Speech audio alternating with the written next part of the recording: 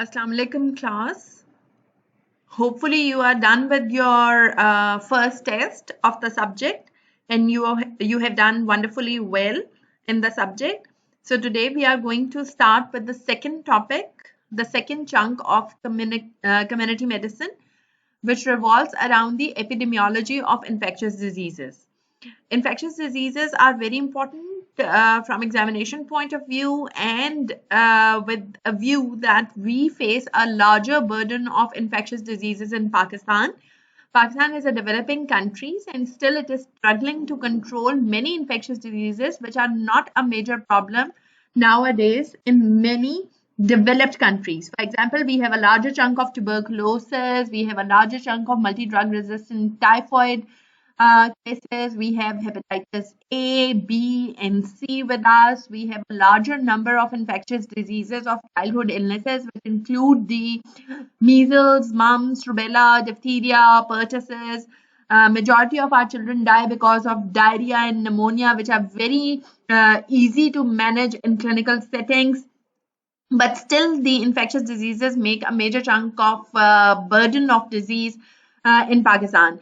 Along with that, Pakistan also faces a large number of non-infectious diseases as well, which are known as chronic diseases and non-communicable diseases. So basically, the population of Pakistan is facing the double burden of disease. It means that a large number of infectious diseases are still prevalent in the society, as well as we are struggling with the non-communicable diseases, which should be actually a problem of developed countries. So going into the detail of the infectious diseases, before we discuss the infectious diseases separately and we discuss them one by one, it is very important for us to go through the epidemiology of infectious diseases. And in today's lecture of epidemiology of infectious diseases, we will be dealing with important definitions and important concepts which revolve around the epidemiology of infectious diseases. So moving forward, the most important thing which comes in the infectious diseases, which comes to your mind, is known as infection. And how will you define infection? Infection means the entry and multiplication of an infectious agent in the body of man or animal. The two important parameters to define infection include number one, the entry of infectious agent, and then multiplication of that infectious agent in the body of man or animal. The host can be man or it can be an animal. The infection presents itself in different forms, or we can say that there are four different types of presentations of infection. If the infectious agent is just present on the surface and is playing a role of a normal flora and it is not producing sign and symptoms, it is known as colonization.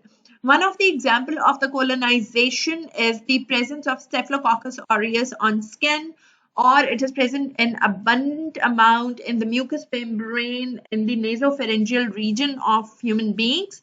But if there is breach in the continuity of the skin, or if there is breach in the mucous membrane, it can produce sign and symptoms. But majority of the time, it acts as a normal commensal or the normal flora which is present and does not produce a sign and symptom. This is known as colonization of infection. Another type of presentation of infection is that the infectious agent has entered into the body, it has multiplied, but it has not produced the sign and symptoms which are clinically apparent. And the only mild signs and symptoms are produced in the form of mild fever, myalgias, or mild headache or cough and flu, etc., which are not very specific to the clinical manifestation of that particular disease. In that particular form where the sign and symptoms are not suggestive of the clinical presentation and they are mild in nature and sometimes they are not present even, can be the presentation which is known as subclinical infection or inapparent infection. For example, in case of polio, we all know that in 99% of the cases, the polio presents itself as asymptomatic or subclinical or inapparent infection. And in only 1% of the cases in which the polio virus has infected, it will produce the paralytic polio. Same goes with the COVID-19, which is now a pandemic. Majority of the people who have good immune system, they can harbor the infectious agent. The infectious agent is multiplied there. It does not produce clinical sign and symptoms. And there are only inapparent signs and symptoms of fever and myalgias and uh, uh, pains in multiple pain in multiple region of the body and mild cough, etc. These are subclinical or inapparent form of presentation of infection. The other form of presentation of infection is the latent infection, in which the infectious agent has entered into the body, it has multiplied there, but it is present in the dormant phase and it does not produce any type of sign and symptoms. One of the example can be the entry of Mycobacterium tuberculosis in the lungs and formation of Ghon's complex in the lungs, and then this bacilli remains there in the dormant stage and does not produce a sign and symptoms. But once the immunity is reduced, or there are certain conditions in which the immunity is compromised, for example, the use of steroids therapy or co-infection with HIV, or the patient is on chemotherapy, or any other physiological stage which can affect the immunity, this particular infectious agent will become active and will produce the sign and symptoms, and then the clinical manifestation of tuberculosis can be evident. Another example of latent infection can be the presence of herpes simplex. After entry into the body, it goes into the dormant phase and does not produce signs and symptoms. And whenever there is loss of immunity or there are favorable environment, it becomes apparent and produces herpes zoster, which is a very painful condition, and it presents itself with vesicular eruptions on specific line of the ganglions, and very painful condition. So in that stage, again, the herpes simplex was in the latent phase and it was present in the body. And once the favorable circumstances became evident, it produces sign and symptoms. So the last and the most important phase of the infectious stage is the clinical stage, in which the clinically apparent signs and symptoms which are suggestive of the disease are evident. For example, we have rabies, we have tetanus, we have Mycobacterium tuberculosis, we have mumps, in which the clinical presentation is suggestive that this particular person is infected with this causative organism and is producing these signs and symptoms. So if the infectious agent is only present as the normal flora and not producing any sign and symptom, it is known as pollinization. If it is producing very mild signs and symptoms that are not suggestive of the clinical picture, these are known as subclinical or inapparent signs and symptoms. If it remains in the dormant phase and in favorable circumstances, it becomes active and produces the condition, clinical condition, it is known as the latent phase, and the clinical condition means that the full-fledged clinical signs and symptoms suggestive of the disease are present in the body. So moving further, the next definition with which we are concerned is known as contamination. And how do we define contamination? Contamination means the presence of an infectious agent on body surface, or they can be fomites, which can include clothes and beddings and toys, and it can be any type of instruments or equipment or the personal dressing. It may be some media of transportation of the infectious agent, which can be water, milk, and food, etc. So just the mere presence of infectious agent on a surface, on a body, on fomite, on medium of transportation is known as contamination. For example, the contamination can be defined as for example, I will give you an example of COVID-19, that if one sneezes, if one person sneezes or coughs, and coughs in the hand or sneezes in the hands, the hands become contaminated with COVID-19 virus, and it can be transmitted to the other person. Soil contamination can occur with the tetanus spores, which are usually excreted in the feces of the horses, and they are normally present in the soil. And whenever there is cut on the skin and which comes into contact with these tetanus spores which are present in the soil, it can produce disease. There are certain viruses and bacteria, they are present in animals, and for example, the Brucella, the bacteria of Brucella contaminates the slaughtered meat of the animals, and then it can infect the human beings. What is contaminated with a large number of chemicals and pollutants and organic material. Another example can be the contamination of the surgical instrument with the hepatitis B virus when there is contamination with blood. So the infectious agent is present on the surface and it is capable of being transmitted to the other person. The next definition is of pollution.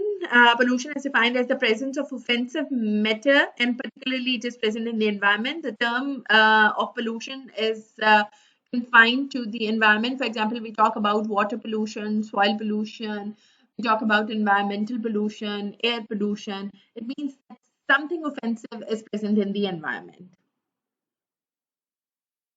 Moving further, the next definition is infestation. Infestation is defined as lodgement, development, and reproduction of arthropods on the surface of the body or in the clothing.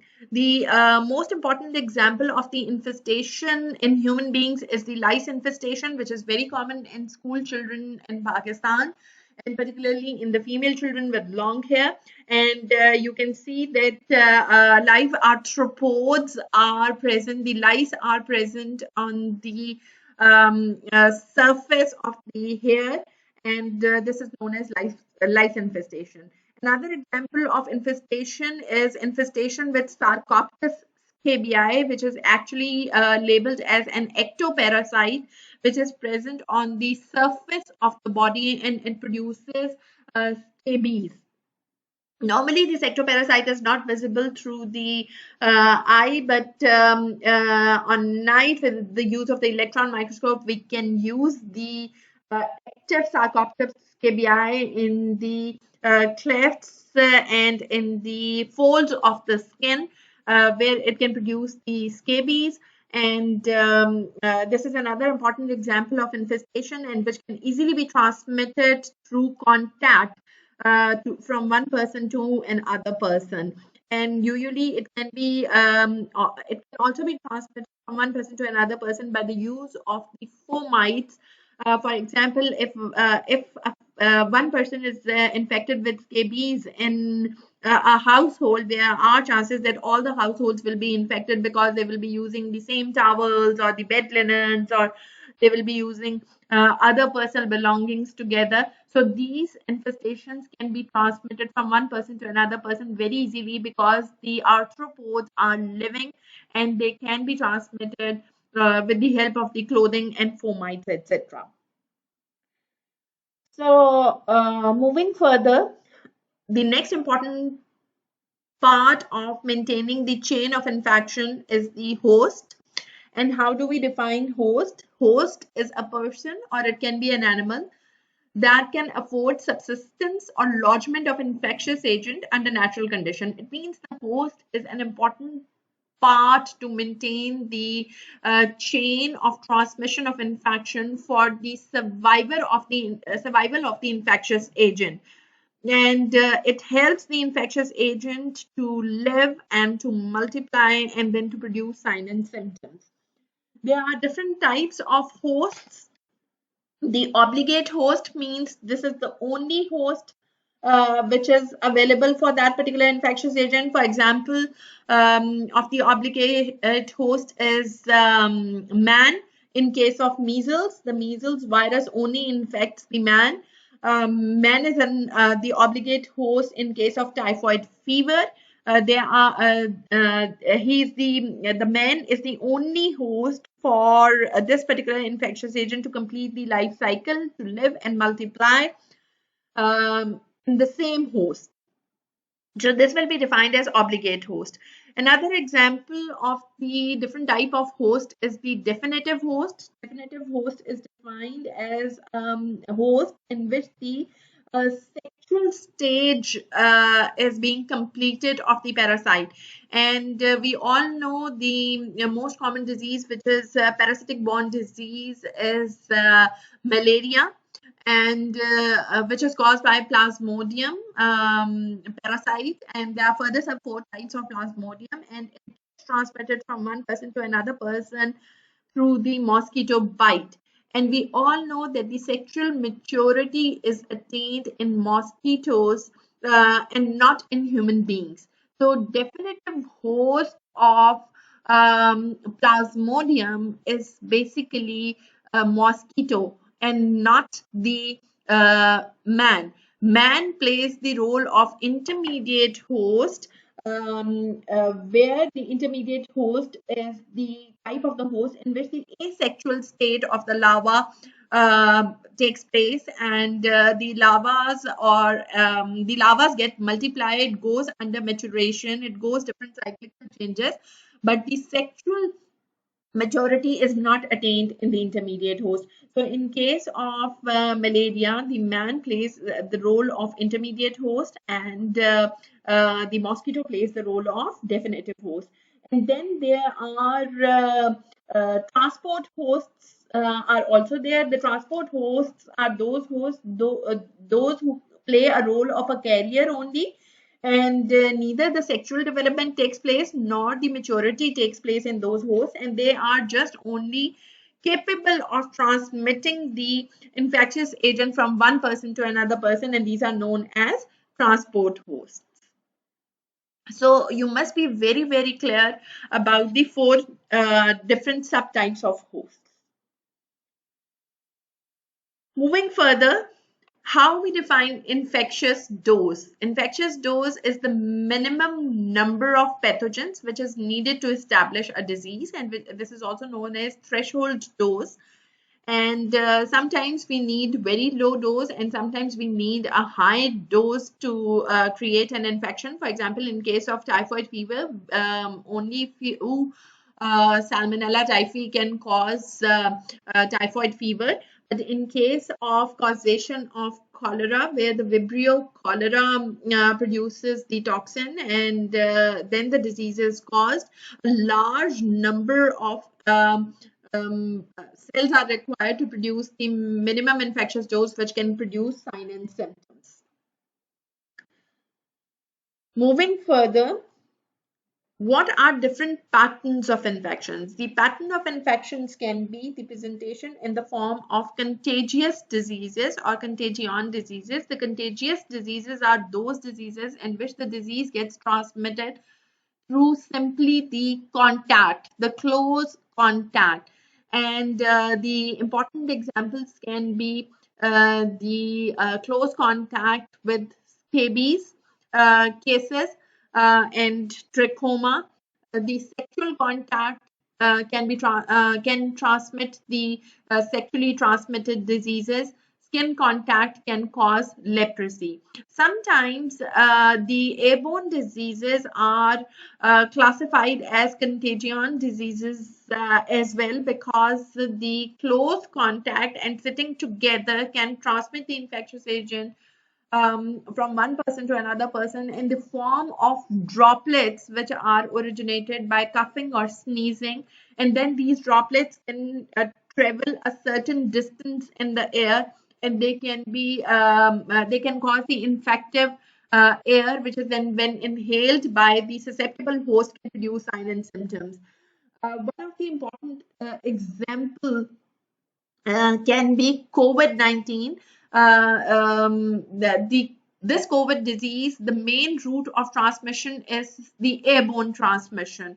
But we all know that if a person is infected and he's coughing and sneezing, the air droplet are formed, and they can be transmitted to a person who is sitting close and who is sitting next to the infected person. So it is again classified as the contagion diseases.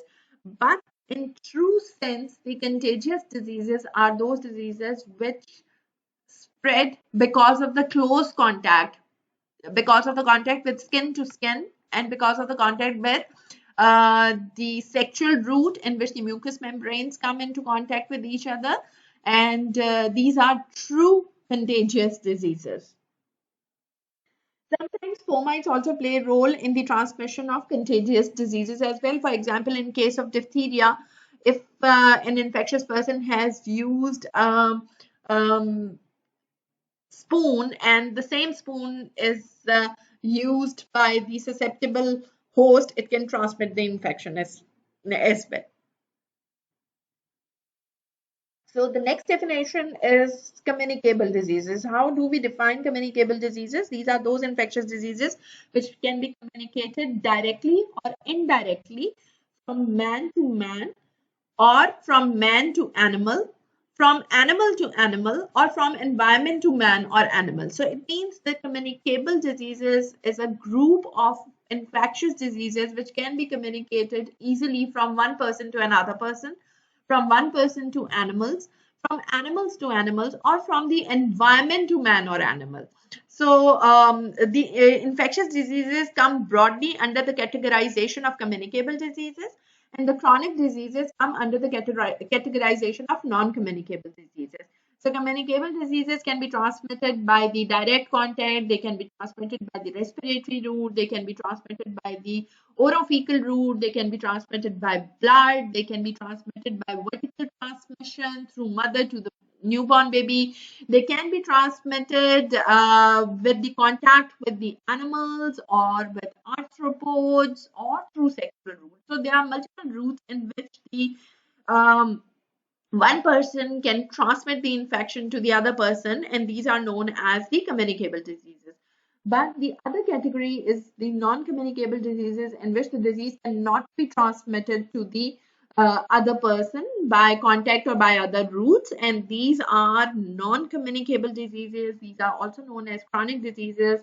And the major public health issues of non-communicable diseases include diabetes, hypertension, ischemic heart disease, and obesity, etc., which forms the non-communicable diseases. Moving further with the infectious disease epidemiology, let's discuss the pattern of disease epidemiology. There are 4 different patterns of diseases which are prevalent worldwide, which range from one end of sporadic cases to the second end where the pandemic can occur. And you can very well imagine these terms because we are all facing a pandemic of COVID-19. So what happens in sporadic cases, that the cases are few, they are scattered, and they do not form an accountable number of cases. They are scattered, they are not causing any public health harm, and they are present somewhere, or there are only few cases and not of public health importance. When the cases are increasing in a community and they form a substantial amount of disease in a community, we say that the disease has become endemic in that region, and it is prevalent in that condition. It is found in that community. For example, we can say that Lyssa virus disease is sporadic in Pakistan, but tuberculosis is endemic. We frequently encounter cases of tuberculosis in Pakistan's clinical setting. Then, if the cases become more than the expected in a defined geographical area, more than the expected of endemic in a defined geographical area, it is defined as epidemic. For example, if a certain area has 100 cases of tuberculosis, which are usually present throughout the year, and a sudden increase in the cases of tuberculosis. For example, the cases are reported being 300 or 350 or 400 and 450. The disease status has changed from endemic to epidemic, where the cases are occurring in the community with a rise which is more than the expected. And if this epidemic covers a greater region, it covers the world, it spreads like a fire, but then it is labeled as a pandemic. And we all know that we are facing the pandemic of COVID-19, which actually started with a sporadic case um, um, of an infection in China, in Wuhan, and people were concerned that why this particular one case has emerged there. And then it started with the endemicity, it became epidemic there, and then it involved the whole world, and now we are facing the state of pandemicity. So going into further details, you can see that this spot map shows the cases of polio in Pakistan and in Afghanistan, and you can see that there are few cases which have been reported in different areas which are health hazard. They are scattered over a large geographical area, and they can be identified in a wider distribution. This type of presentation is known as sporadic cases, in which the cases are occurring haphazardly and only few number of cases are being reported. So sporadic means scattered, haphazard. They emerge from time to time, and the examples can be polio in case of Pakistan and Afghanistan, and the occurrence of case of tetanus, occurrence of cases of rabies. They can be best explained when we want to explain the sporadic presentation of infectious diseases. Moving further, if I talk about the tuberculosis distribution in the world, the map shows that there are certain countries in which it is continuously present, and then there are different shades which represent that how many of them of the population is infected per 100,000. So there are different shades which show that the disease is present continuously in these defined geographical areas, but the intensity of the color shows that this particular region shows higher cases which are continuously present. There are less cases here, and then there are a few less cases than this particular region, which are then represented by this zoom, this color scheme. And the most lighter shows that yes, tuberculosis is present in these countries, but their intensity is lower, and the population which is affected per 100,000 is far less. But the disease is continuously present. So this shows the endemicity of that particular disease. Endemicity means that the constant presence of a disease in a defined geographical area, which basically reflects the prevalence of the disease. And if you remember my last lecture, I told you that whenever we want to calculate the prevalence of a disease, it means we want to add all the cases which are present, all the new cases and the old cases of a disease. So the prevalence of a disease basically shows the endemicity. If it is present in higher prevalence, it is shown with the intense color, and if it is present in the lighter prevalence and the prevalence is low, it is shown with the lighter zone. Example of endemic diseases which are present in Pakistan can include tuberculosis, it can include malaria, it can include typhoid fever, it can include hepatitis, which are very commonly observed in the clinical settings when we are practicing in the clinical settings of Pakistan. So endemic diseases are common public health issues which are continuously present, they are constantly present, and people are coming to seek healthcare service provision with that particular infectious disease. So I can explain this endemicity. For example, in June 2020, you observed that there were 3 cases of a certain disease which were present in a community. And as you started following this community, you observe that new cases are emerging in that community. And so, if the new cases match with the continuous prevalence rate, it means the disease is prevalent. But if the number of cases which emerged in the coming time zone, which are more than the expected number of cases, it is labeled as epidemic. So, this is endemic. It means the continuous occurrence of a disease over a period of time. But if there is a sudden rise more than the expected occurrence of the disease, it is labeled as epidemic. And this can be used in OSPI, where you will be asked to label epidemic and endemic, and it may be asked that how will you differentiate between the two.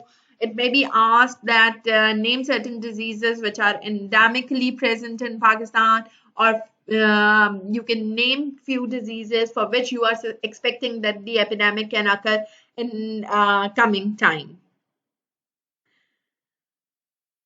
Moving further, this picture best explains that if the cases are continuously present in a specific defined geographical area, it is known as endemic disease. If the disease occurrence in this defined geographical area increases more than the expected, it is known as epidemic.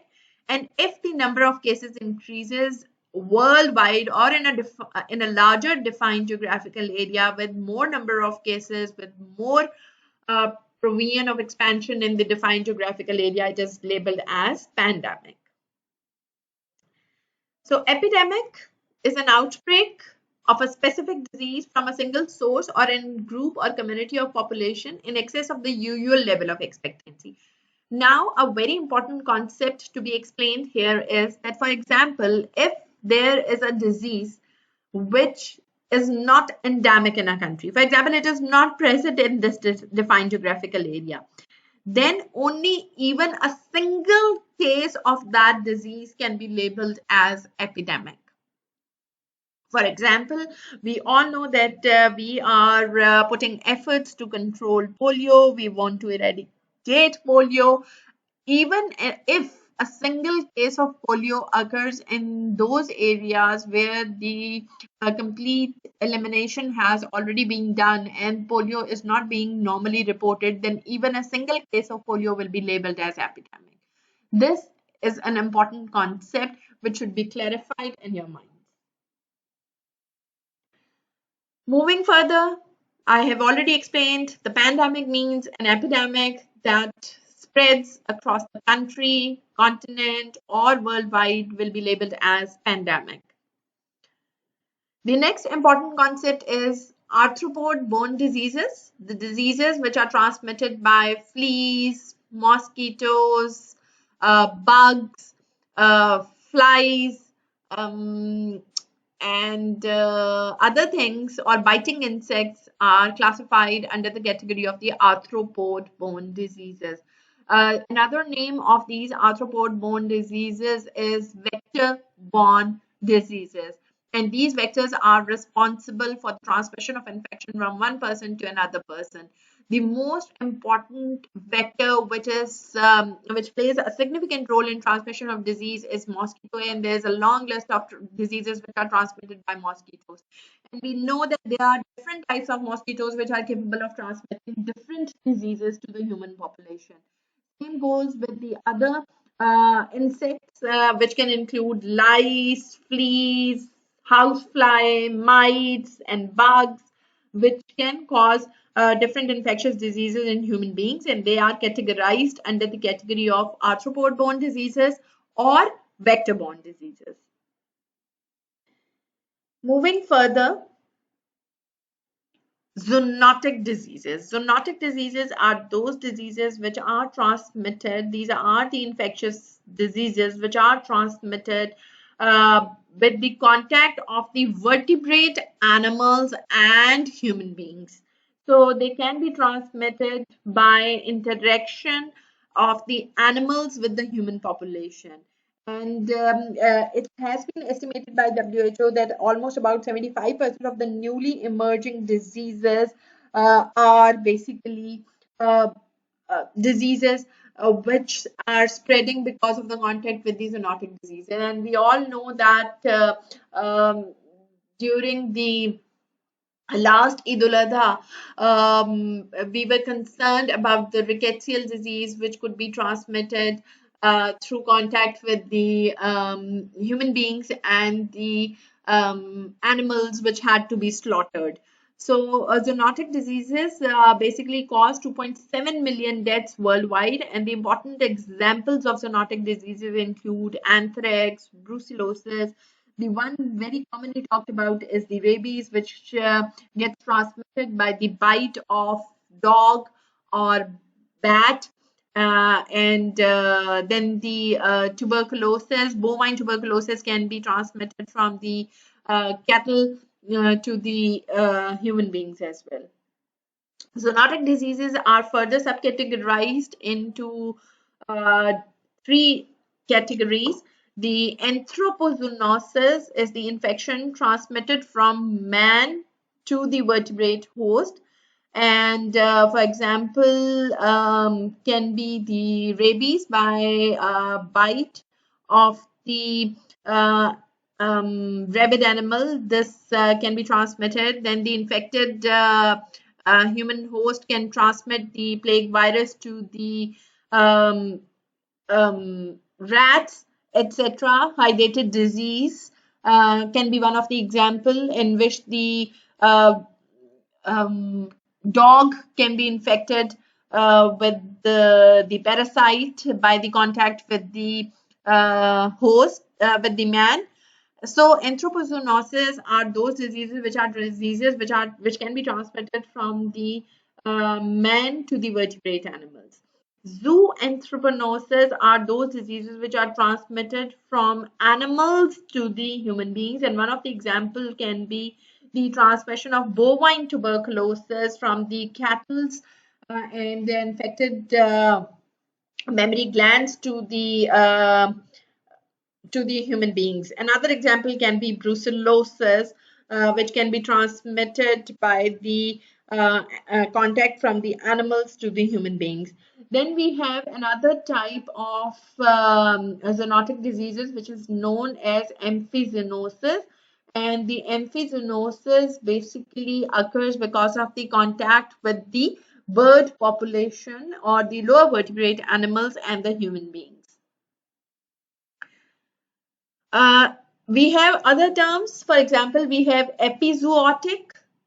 If a disease or epidemic occurs in the animal population, and for example, if it is more than the expected value in the animal population, it is known as epizootic. And for example, the epizootic can occur, for example, the brucellosis can affect the herds of cattle. For example, the influenza and anthrax can affect the herds of the cattle and sheep. So this is known as epizootic. We have another term which is known as epornithic, which is an epidemic of the disease in bird population. For example, we have bird flu 2 to 3 years ago. We have enzootic disease. The enzootic means that the disease is endemic in animal population. And one of the example of endemic diseases in animals is the tick typhus or endemic typhus, which is usually present in the animal population normally, which is causing endemicity of the disease. So moving further, another term which is known as nosocomial infection. The nosocomial infections are those infections which are originating in a patient while he is in hospital or a healthcare facility. They can occur because of the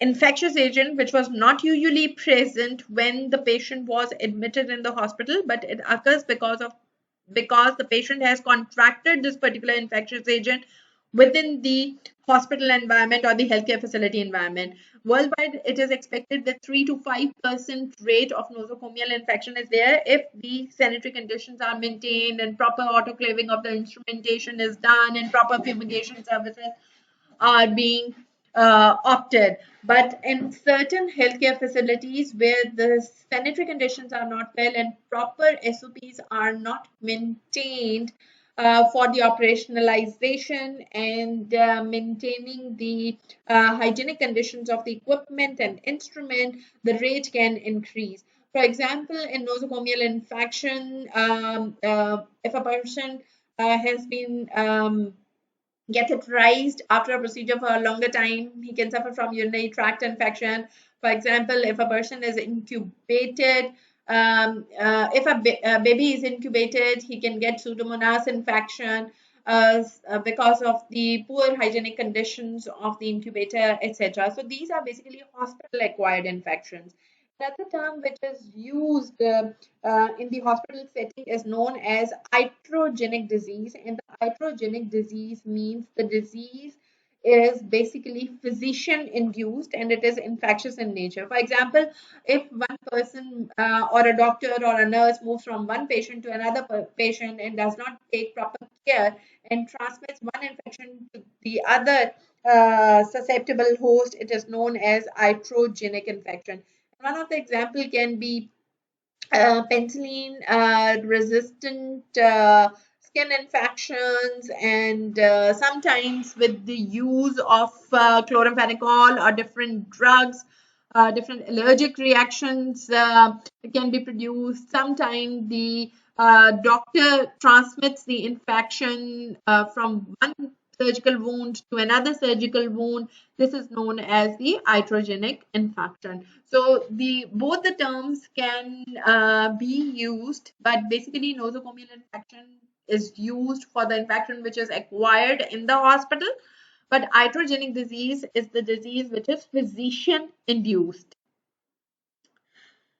So moving further, we have another term which is known as opportunistic infection. The opportunistic infection means the infection by an organism that was not normally a pathogenic, but it gets the opportunity to produce disease because of the defect in the host defense system. And the host defense system basically is affected if there is something related to the genetic composition, if immune suppression occurs because of the external chemotherapy, or there is some type of infection which is suppressing the immune system. And one of the important example is the HIV. And in majority of the developed countries, the HIV patients develop the opportunistic infection of tuberculosis, which is usually not present there. And there are very less cases of normal tuberculosis, but Mycobacterium tuberculosis gets invaded and it presents itself with co-infection with the HIV in developed countries.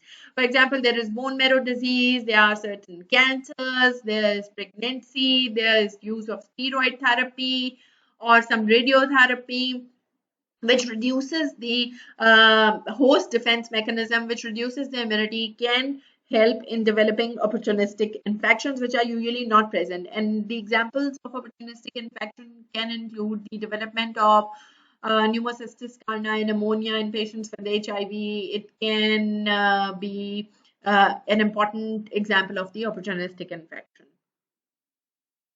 So moving further, how will we define surveillance? Surveillance means collection of data, analysis of data, interpretation of data, and taking actions to reduce the disease occurrence in a community. So basically, what do we do in surveillance? We continuously scrutinize the factors that determine the occurrence and distribution of the disease and other conditions of ill health. The public health physicians can go into the community and collect the information related to the disease, which is known as active surveillance. And the passive surveillance means that the health physician is sitting in the health setting and the patients are coming and reporting, and he is labeling the disease and talking about the occurrence and distribution of the disease. This is known as passive surveillance. And we have other different types of surveillance as well. For example, we have epidemiological surveillance, in which we do the surveillance of different epidemiologically common diseases which are present in the community. We can do nutritional surveillance, in which we are concerned with the anthropometric measurements. For example, we are concerned with the nutritional status of newborn babies, the low birth weight babies. We are interested in knowing that how many of the babies are breastfed, at what age the weaning has been started. We are interested in calculating the BMIs. We are interested in calculating the weight and height for age. We are interested in calculating mid-arm circumference. Then we have demographic surveillance, in which we want to know that what is the age composition, gender composition, what is the productive composition, what is the dependency ratio, and which disease is much more common in specific age groups. This is known as demographic surveillance. Surveillance is an important tool for epidemiology, and usually we deal with active surveillance and passive surveillance both. And when inshallah we will be taking you for the household survey, you will be assessing that how we are concerned with surveillance of certain non-communicable diseases and certain communicable diseases. And whenever we will go in each household, we will ask about the prevalence of those particular diseases in those households. So we are waiting to take you out into the community for the household survey as well, as soon as the pandemic finishes. So I will go with the end of my slides, which and I will discuss the difference between eradication and elimination of disease. Eradication means that the complete extermination of the infectious agent from the world, and now the disease is no more present in the world. And the only example we have of the eradication of a disease is the eradication of smallpox, which was declared in 1979 that the world was free of smallpox. It took almost about 12 years to give vaccination to the whole world regarding smallpox, which helped us to eliminate the smallpox disease from the community. We have this virus which is present in different labs, but we do not have the presence of this disease. It has been completely exterminated from the world. And now the elimination of the disease. What do we mean by elimination? When the disease is under control and we are putting public health measures to stop transmission of a disease from a large geographical area, it means we have eliminated the disease. And one of the examples can be the elimination of measles from USA and UK. In those areas, the most of the almost about 100% of the children are being vaccinated with the measles vaccine, and since ages, no case of measles has been reported in those areas. But it is only for a defined large geographical area. We still have cases of measles in our setup, so there's a long way to go for the eradication of measles. So we have discussed today many definitions which were related to the infectious disease epidemiology, and these should be on your tips when we will be covering the infectious diseases, because most of the examiners come and ask about these particular definitions, and they constitute important viva questions. Thank you so much. If you have any question, you can ask me. Thank you.